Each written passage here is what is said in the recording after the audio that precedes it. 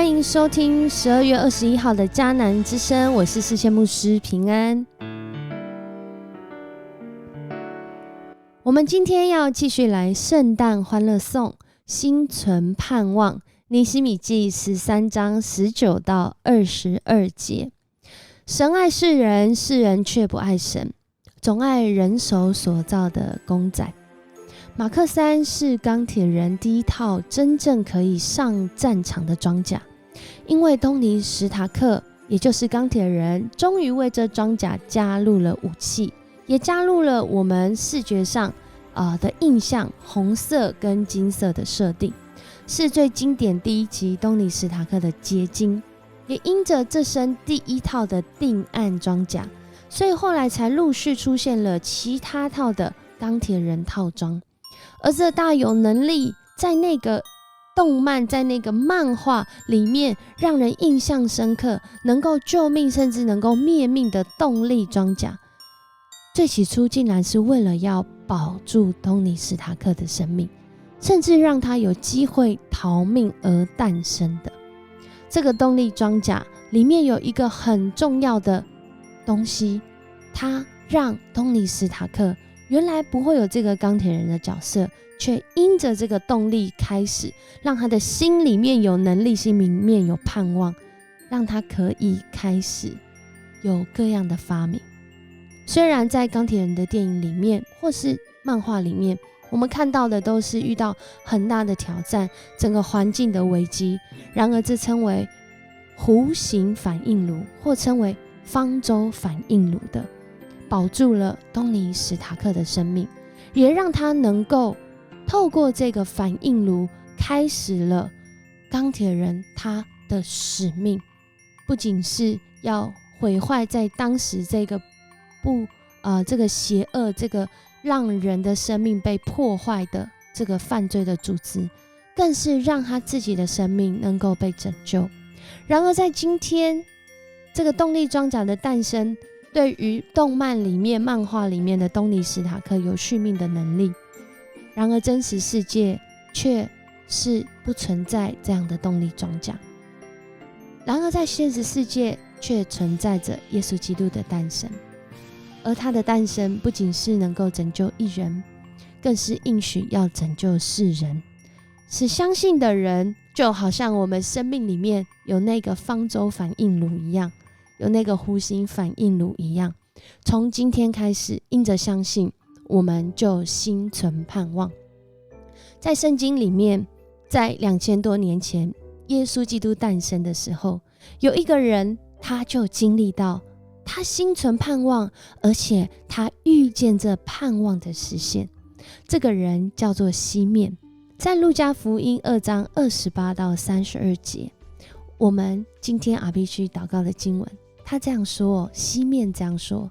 当他看到耶稣基督诞生的时候，来到他的面前，他抱着手上这个小婴儿，他跟上帝，这位创造的上帝，这位应许派他独生儿子要来拯救世人的上帝，他说主啊，你已实现了你的应许，你已实现了你的应许，如今可以让你的仆人平安归去。我已亲眼看见你的拯救，也就是你为万民所预备的，他要成为启示外邦的亮光，成为你子民以色列的荣耀。说这个话的人，他叫做西面。在圣经里面说，这个人又公义又虔诚，他素常就是要盼望这个以色列的安慰者临到。而且这个人他领受有圣灵的启示在他身上，他知道他心里面不是那么确定，但是他心里面有一个确信，是他知道他还没有死之前，他要见到主，也就是我们的上帝所立的这位拯救者耶稣基督。他受到圣灵的感动，进到圣殿，刚好遇到耶稣的父母抱着孩子进来，要照着律法的规矩办理。西面就用手接过他来称颂神。接下来的这段话，当我们今天看到尼希米这段经文的时候，我们会不会想一件事情，尼西米何以什么原因要这么强烈的要求弟兄姐妹，当时的以色列人一定要守安息日呢？以消极面来说，我们说他可能是要避灾避祸，就好像前面的经文有说到的，当他们在那个地方重建城墙，他们又重建了敬拜上帝、敬畏上帝的生活方式。然而尼西米离开之后，好像又故态复萌，而当他又回到这里来的时候，他很强烈的要他们遵守。你可能说是因为不这么做好像会遇到被审判的事、被处罚的事，然而这么做会遇到什么样的好事呢？我想就像西面一样，他回应，他等候，他在那个大家都还未知的时候，他领受圣灵的启示，他心里面有那个感动，而且他抓住那个确据，是因为他知道上帝的话是信实的，上帝的应许不会落空，所以他愿意去遵守律法，他愿意去守安息日。也让我们看到在今天的经文当中，当尼西米他坚守，而且他要人一起来敬畏上帝，行上帝他心意里面应许要他们过的生活方式的时候，就积极面来说是一个蒙福的过程。我们看见西面他今天讲这段话，是不是也是我们的心愿呢？到有一天我们要去见主面的时候，我是不是没有遗憾？我是不是心满意足？我是不是我心里所盼望的，我真的去经历到那应许的发生？愿我们弟兄姐妹都因着来相信这位主，他是有对你生命有计划、有应许的。而且在这应许当中，好像环境仍然黑暗，好像钢铁人他在面对在他那个动漫里面的世界，在电影里面的世界，真的就是这么的黑暗，这么的挑战，这么的让我们的生命受到威胁。台湾的环境、经济的环境、外交的困境，好，两岸之间的关系不就也像这样吗？然而在这样的环境里面，上帝的应许从来没有改变，他也让我们耐心等候。更在这耐心等候的时候，因着他的话语可以让我们心存盼望，因为他的话语一句都不落空。然而在这个过程中，我们如何实践在我的生活中呢？西面用他一生来等候，来盼望，他继续守安息日，他继续跟随上帝的律法，上帝的心意。尼西米在他那个时代里面，他挑战弟兄姐妹，要从那个不等候，要成为那个等候的，要从那个没有盼望的去过那个有盼望的生活，要从那个好像在应许中失落的，要回改回转到上帝的面前，要领受上帝的应许。